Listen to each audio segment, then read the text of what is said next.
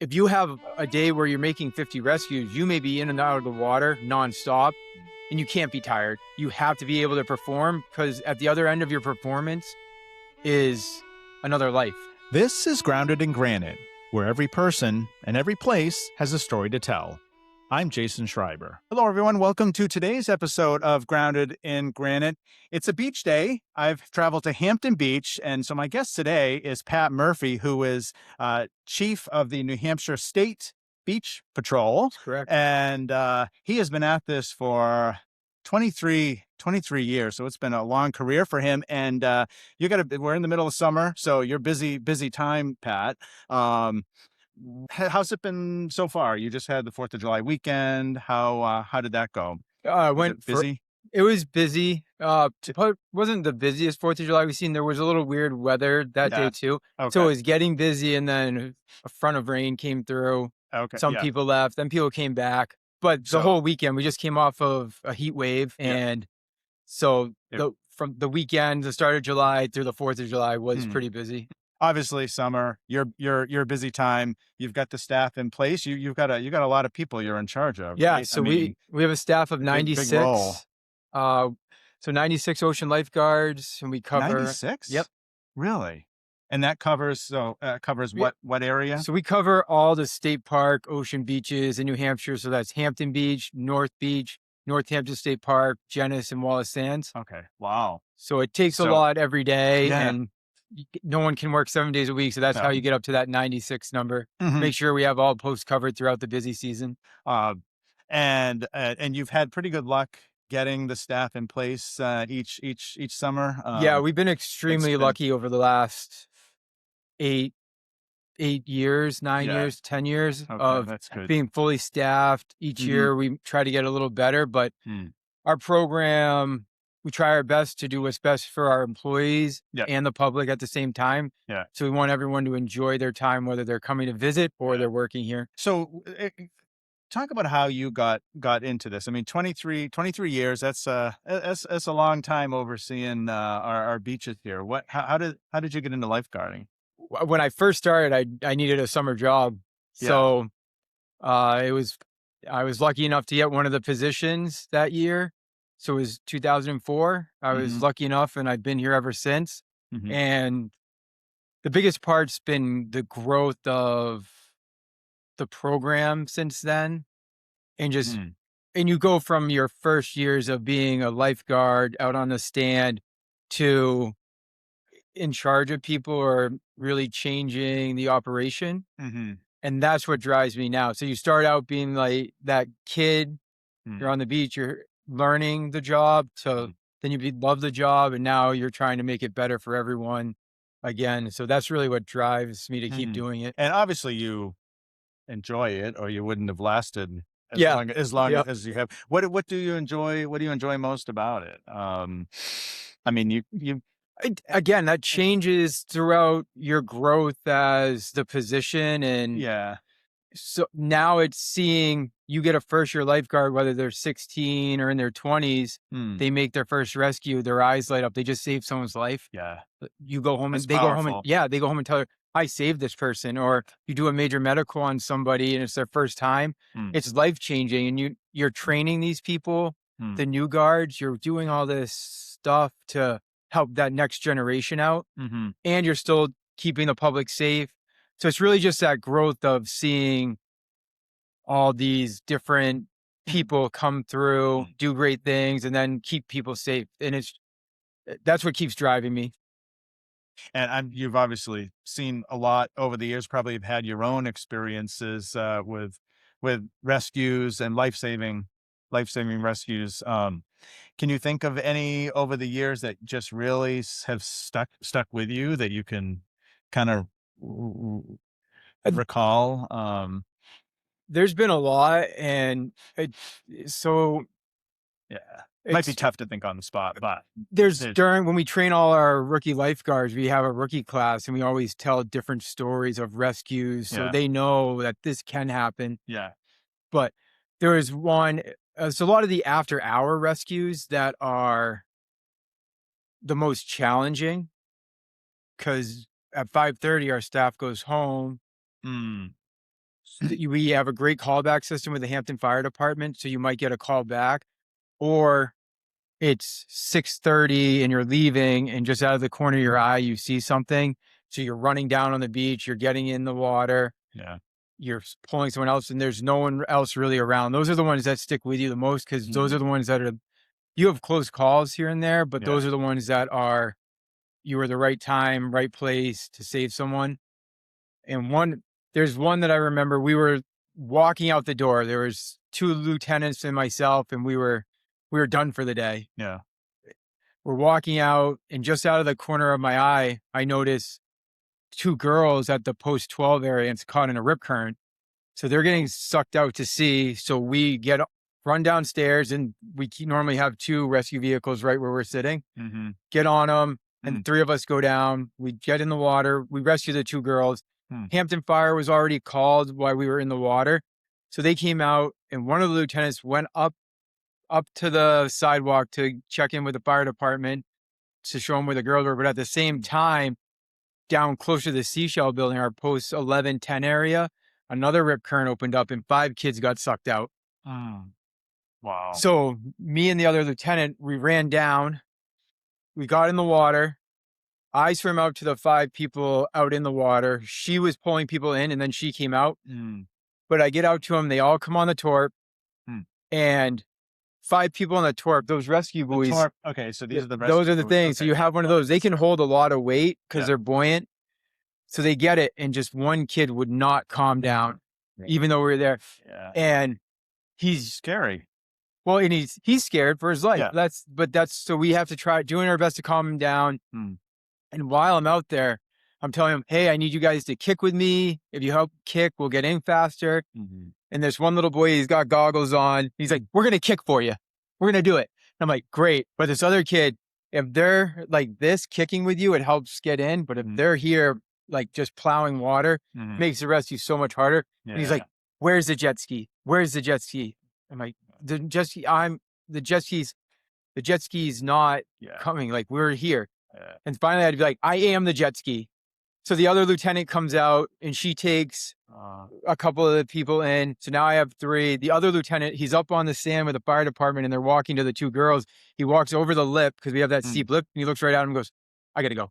And he runs down to us, gets in the water. So we're still trying to come in. And the one kid is just, where's the jet ski? And I'm like, I am the jet ski. So we finally get everyone, and everyone was safe. But that's one I'll never forget, just because there's a lot going on, and just that he wanted a fireboat or the jet ski to come out. But we facilitate that in those situations to come in, and everyone's safe. They all get to go home, and that's the number one goal. Right.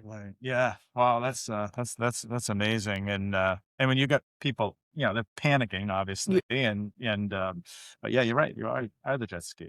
And, And we have one right here, but so right behind us here, we have a jet ski. Yeah. So when this is in the water, but those after hour ones, that's what you have. It's, you don't have, if it's something way offshore, we may have time to get it out. But if it's those land-based rescues, shore-based rescues, they're in, get to the victims, secure them, and bring them in as fast as we can. And probably a lot of people don't realize that you do just have set hours. You don't have someone on into the late evening, right? I mean, Correct. So people don't realize, they probably just think, oh, there's always a lifeguard here. Yeah. And there are signs at every opening with our hours. Yeah. And that's one of the trickiest parts about my position, or anyone here, is when the conditions are right, how long do you stay? And we have state parks is who we work for, the DNCR, but they've been absolutely great with, if we need to stay. Yeah. And those are the decisions. And let's say you stay till 7:30 and something happens at 8, that's when you kick yourself. Or it's totally flat and you get called back for a situation while you're walking your dog, or heaven forbid you go and enjoy time surfing or something. Right. But that's what you think about. So every time you leave, it's always in the back of your mind of, we're not here and something can happen. But that's also why the signs are posted. And we want people to know that it's swim when lifeguards are on duty. that's a huge thing over the last 3 or Yeah. 4 years is when we're here, swim when we're here. What's the age range? Oh, so we can start people at 16, and our oldest lifeguard, I believe he I is 72, and it's his 50th year this year. Is he here today? He's here today. Okay, so I saw an older gentleman, and okay. So Yeah, he's so 50th year here yep, or here. here at Hampton Beach? Yeah, I believe he started at Wallace Sands, which now falls under the New Hampshire State Beach Patrol, Okay. but he's been working for the state Wow. park system because So what's his name? So you can Bobby Farrell. Okay. Bobby Farrell, Wow. 50th year. Congratulate him if you see him. That's amazing. It's awesome. Wow. Good for him. Yeah, that's crazy. Yeah, and he loves Well, it. that'll be you someday, I guess, maybe. We'll see. Yeah. Hope You're gonna stick with it. Obviously when you love what you do, yeah. you come to work every day, and it's Yeah. a joy. Not every day is perfect in any field, Yeah. but it's that reward of if you save someone's life, or I trained you and now you got to do it. We trained you, the group, the whole. We're a big team here. So that really just, when I wake up in the morning, I'm excited to come here, and maybe 27 years later, just like Bobby, but that's down the road right now. It's just what it is. Do you ever wonder if you didn't do this path, what you may have done for a career? Did you have other interests and that you didn't pursue because this kind of grabbed you? You grew up in New Hampshire. I grew up in Kensington. So I grew up in Kensington. Yeah. I went to extra high school. Okay. I played a bunch. I played football, baseball, and ran track. I played football in college. Football was a big part of my life. It still is. I coach at Exeter still. I coach baseball and football still. You do? Oh, okay. So I still am a part of it. Nice. I would have loved, it would have been great to be in the NFL. Yeah. That didn't happen. And I will say this job really changed my life in 2005, my second year. There were a couple after hour drownings in 4th of July, actually, but they were after hours. And the world was different too. You didn't have everything on your phone. I think I had one of those big Nokia block phones at the time, but it got out that people were in the water, and we came back, and the people that were making it just changed my life. Like that moment made it, what you do is just important. We were there all day. We were rescuing people all day. We went home, and unfortunately there were drownings, but we make a difference. So I think that changed my approach to this job, especially that there is a reason why we're here, and we're helping people, whether it's in the water or on the sand. But that really made me want to do this even more, try harder at this job, get better at it, and promote it. So I think that might have put the football stuff on the back burner a little bit. So this was more important. I think, I know for a fact that changed 100%. It really made me realize that I love playing football. I get to wear shoulder pads and a helmet still, and have fun. Yeah. But there are so many great things that the NFL players or football players or any sports people do that you can still help people. It's just, this drew me in, and I taught at a school for 16 years so I could do this still, because you get summers off, because I wanted to be a part of it. I wanted to come here every day and try to help people. And so I think that change, and I've just been very fortunate and lucky that it's now my career, that something you worked so hard for to build and make better, I get to keep doing. But I guess the answer to the question would be in the NFL, or this is what I love to do. I've been doing it for so long. I really can't imagine maybe an astronaut. That'd be cool. But I've lucked out.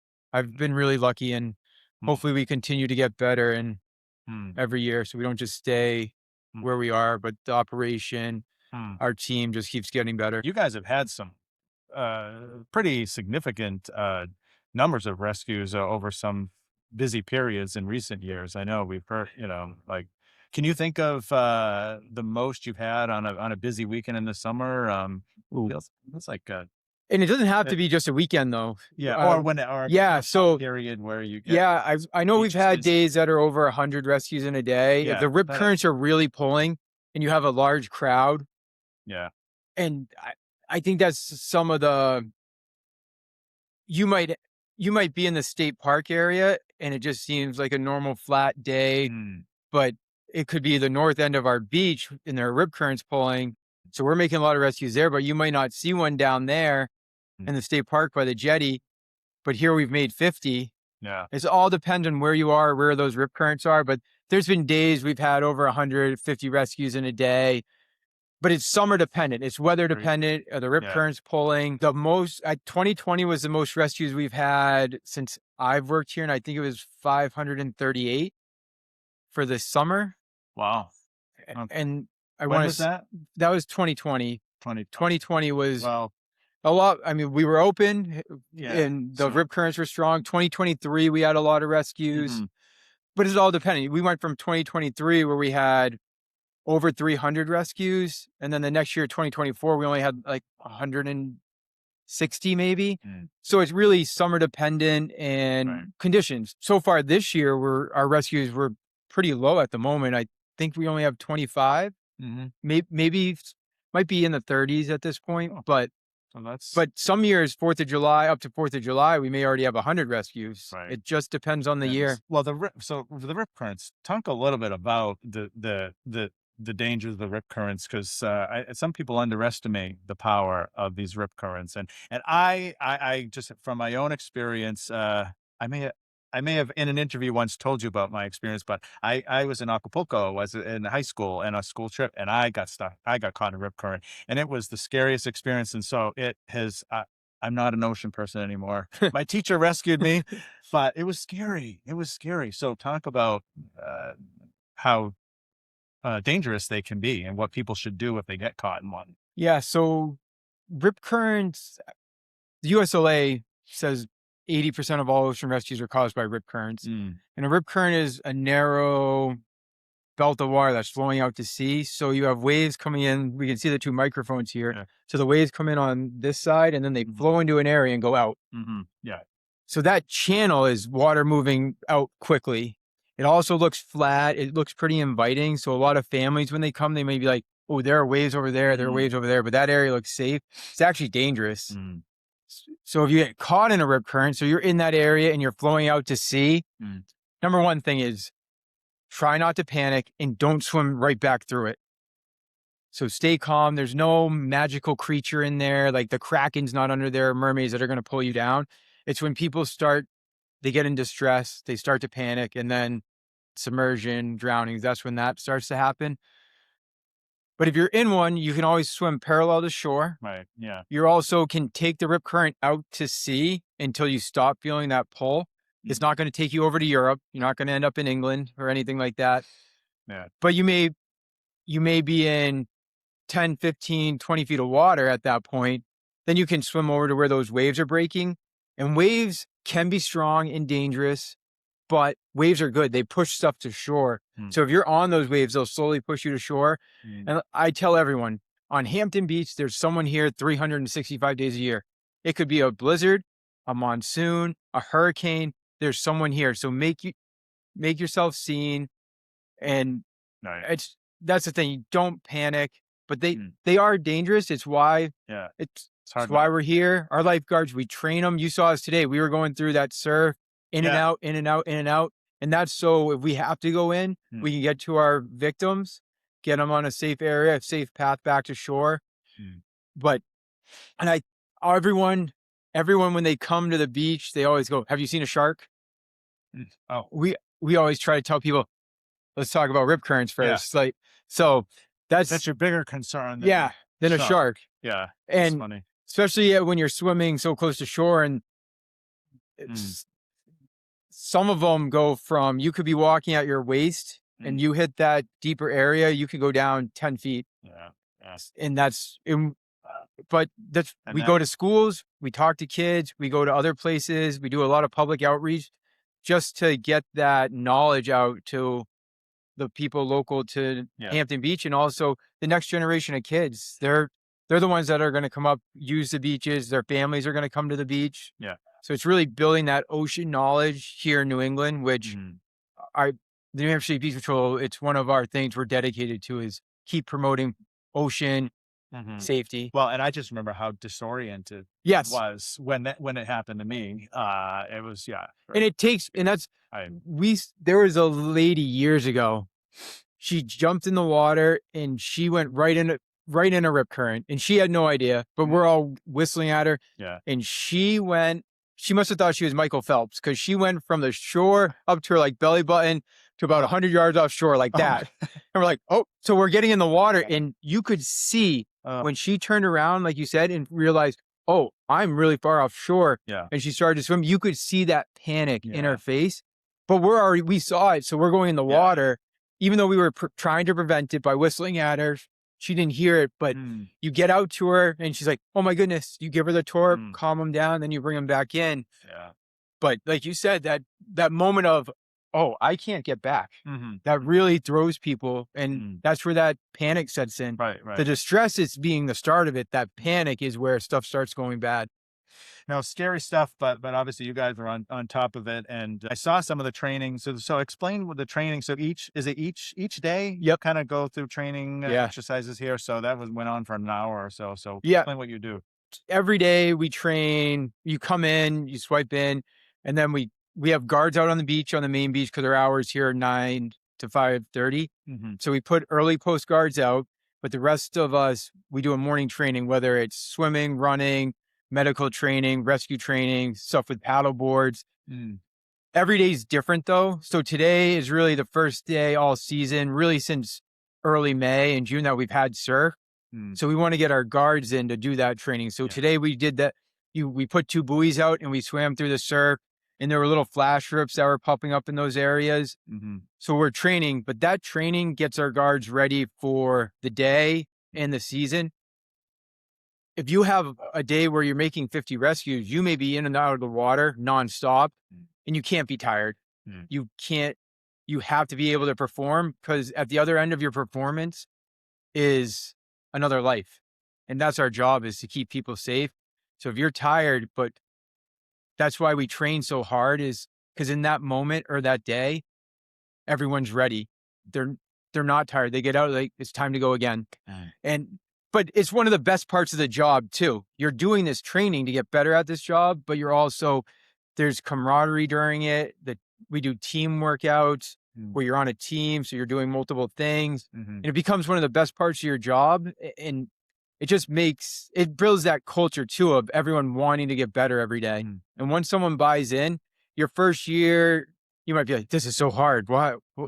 But you get to the end of your first year, your second year, you're looking forward to it. It excites you. What's today going to bring? And it's just so we can do the job better day in and day out. So for a lot of your lifeguards, are they sort of careers for them? I mean, obviously for you, it has been a career, but does it turn into?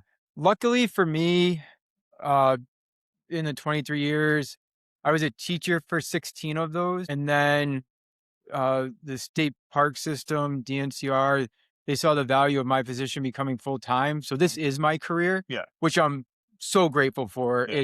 We can keep building the program, keep promoting public safety. For the rest of our guards, it is a seasonal job. But right now is the most I've ever seen of, we have 6, 7, 5, 8, like, year guards. So they've been sticking around. Oh, good. And because they love the job, they love what they're doing, they love helping people. But it's not a career. Some have moved on. Right now, we have one of our guards. He's a Hawaiian lifeguard. Oh. And when he went out there during the tryouts, he was first in all the tryouts. Yeah. So it's really impressive. And it can become a career just unfortunately here we have winter, which is great for other things, skiing, doing snowmobile, all that other stuff in the winter. But there aren't many rescues in the winter. There are some here and there, but they're cold. So, but that's the thing. And now to flip that a little bit though, is they may not be a lifeguard, but we have so many of our employees now going into the EMS field, like being an EMT, a first responder, whether it's a police officer, a firefighter. They're seeing the value in helping people. It's okay. Jetty. That was a rescue. We just made a rescue. Oh, wow. So it was down by the jetty. So right there. Okay. Wow. So there is surf today. So that makes sense that there's going to be a few rescues here and there. One of your lifeguards did warn me. He said today conditions are ripe for a rescue. Yep. So right there, there was everything good. Yeah, he's out of the water. So that was when they come on. So when they go in the water, they radio. They say, I think that was post 1. That was by the jetty. So that's my guess. Post 1 going in for 1. So then they hand the radio off, be like, here you go, hold this. And then they go make the rescue. When they come back, they report the age, the sex, and why they went in, whether it's a boogie boarder. So that's the protocol. So when they come back to shore and give that means everyone's good to go. They're going to go back and enjoy their day. And the lifeguard's going right back to post to keep working. So that training that he did earlier today just paid off to make a rescue. And now he's back on the stand. Yeah. Wow. You don't do a rescue every day. No.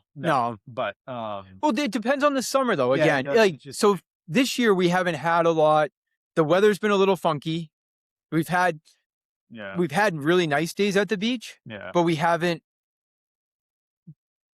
But I feel as though there's been a lot of maybe rain or cooler days. It took a while to warm up in the spring. Yeah, it did. So, So today though, it's nice. It rained all day yesterday, and now people are here. They're using the beach. The surf's a little up, so you're gonna have people trying to boogie board. People love testing their skills, even maybe if they shouldn't be. But they want to go out in the water. And some summers we might have a rescue every single day, at least one. And then some summers it may be 30 days without a rescue. And then we have a day of 35 rescues. I think it was 20. It was in the teens. So let's just say 2016. We had maybe 2 rescues up until the July 15th. And I'll never forget, after July 15th, we had, I want to say 300 or something after that. Gosh. So you went you went basically 2 months of our season with it being flat, nothing to rescues. And we don't know what's going to happen this year. If surf keeps building up or we get days of 2 to 3 foot surf, that could be this summer as well. But it's just those conditions. They change daily, we monitor them daily. And you weren't even talking to me, and the guard's like, today's like the conditions are right for it today. So the guards know. They know. Yeah. And that's that training we try to give them. So we want them to go out with the most knowledge and training they can get, again, to keep people safe. And so you guys have a lot of trophies upstairs and medals for competitions. Can you talk about that? There's a couple of lifeguard competitions in New England throughout the summer. We've been lucky enough to win quite a few of them over the last really decade. We've really done really well. And it goes to our guards. They put in the effort. It could be a swim thing. The best part of the lifeguard competition though is you're showcasing what you've trained for, what you're doing. And the public loves it. They come to the beach and they see. It's fun. I've covered one newspaper before. And it's a lot of fun. And all day long or throughout the summer, you're doing all this to keep people safe. And then you get one day, and not everyone gets to compete. So our competition team competes, and luckily, again, we've been fortunate enough to win, but this is a new year. And it's just like any other sporting event or coaching type of deal where last year might have went great, but this year is totally different. But I just love the fact that other beaches come that are doing the same stuff. They have the same goals. Right. and you're everyone's showcasing what they can do. Because the public, if you go to the beach and you sit next to the lifeguard chair and the lifeguard is just on the stand, doesn't seem like they're doing much. They're actually doing a lot. Yeah. And the training that goes into that, they're watching the water, they're making sure our people are safe, even though it may not seem that way every day, because they're not jumping in the water, as we talked about, making a rescue every day. They're observing the water. So they're sitting there doing their job. But that day, that it showcases what they train for and why the moment you need help, they're in the water to get someone and pull them back. Or same with like medical stuff. But those trophies, we have them upstairs. Again, we've been lucky. Hopefully we continue to perform well in those events. But at the end of the day, that's not the goal. Yeah. The goal is to keep people safe. That's just one of the great products of being a lifeguard is these competitions that you can go to. Well, and it just shows a level of skill that you got here. Yes, it's not about winning trophies. However, And it does say something. I will say this, our staff is unbelievable. Our ocean lifeguards, they really, they put the effort in. They have bought into what we're doing. And it's every day they come, they show up, they perform, they do a great job. They're polite to the public. They're assisting people. They're always trying to help everyone. If we're really lucky, and I can't thank them enough. And that's it. Everyone should be so proud that that's the product we're getting. They're not out there goofing off. They care. They care about keeping people safe. They care about getting better.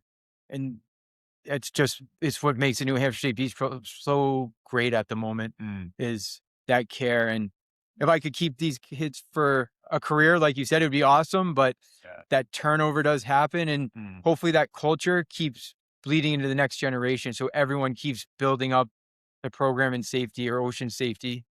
So anyone who is interested in becoming a lifeguard, what is the process and what sort of training and, how many weeks of, I don't know what it involves. So maybe you can give a little sort of what it takes. We hire, if you're 16 years old, we do our hiring in May. We do 3 weekends of tryouts. The tryout consists of a run, swim, run. That if you pass the run, swim, run in 14 minutes, it enters you into our lifeguard certification course. We don't know. You don't need any certifications to work here.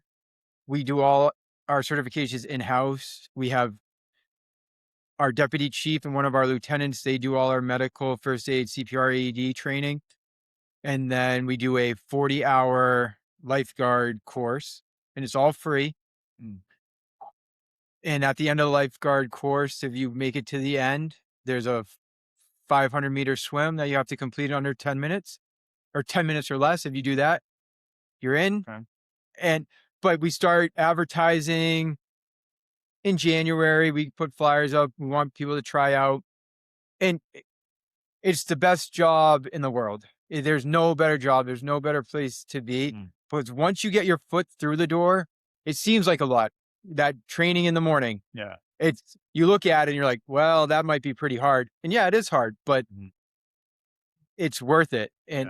And I think if we brought a whole bunch of lifeguards in here and sat with you, they would say all these great things of their rescues they remember and the workouts or whatever they love about the job.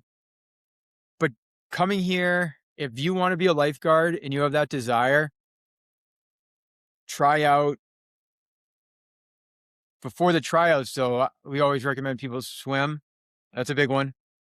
Running because running in the sand, it's tough. The soft sand. We don't run on the hard sand very much. Today we were running. The tide was going out and running down on it, but we run in the soft sand. It is tough. Yeah. But the reason we do that though is if it's high tide and you have to run from your chair through the soft sand to the middle of a post, so over 150 yards, right around there, and you have to jump in the water and swim out to someone.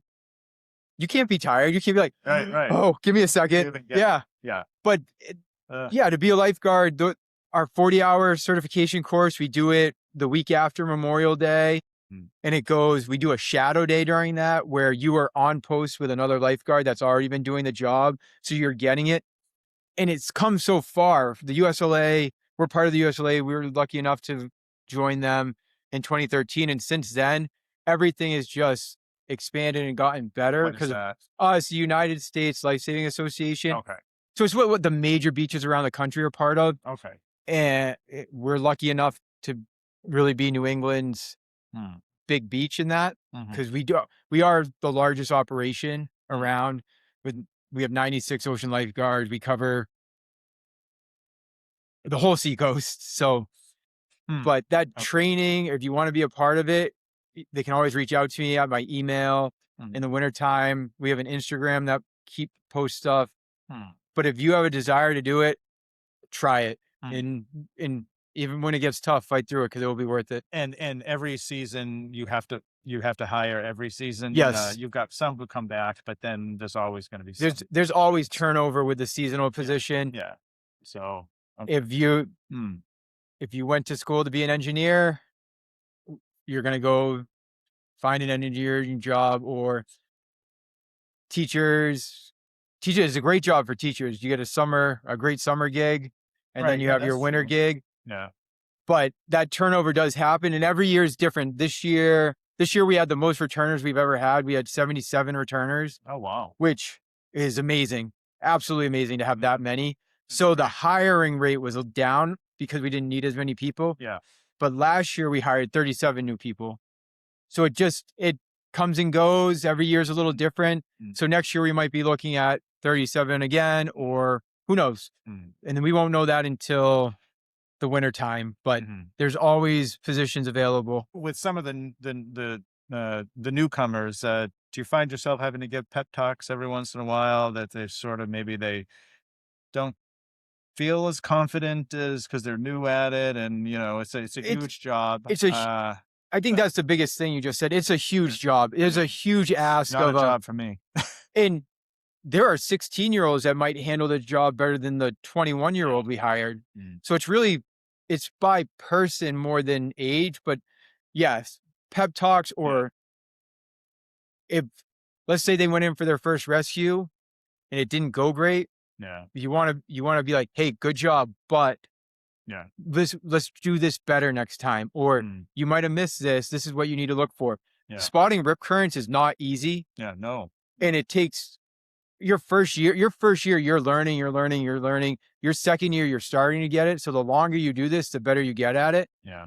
But we're doing that for every employee. It's not just the first years. It could be someone who's been here 5 years and you may have to go correct something.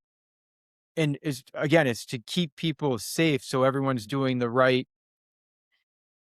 thing Mm. and everyone's intentions are to do the right thing. Yes. It's just, Right. you might have to, if you're looking at something, you don't really understand what it is, Mm. but you're like, I always say, believe your eyes. Yeah. If you like scanning the water and you're like, this thing doesn't seem right. Mm. There's a reason why your brain's saying that. Mm. So, but if they miss something, we train them, we coach them up.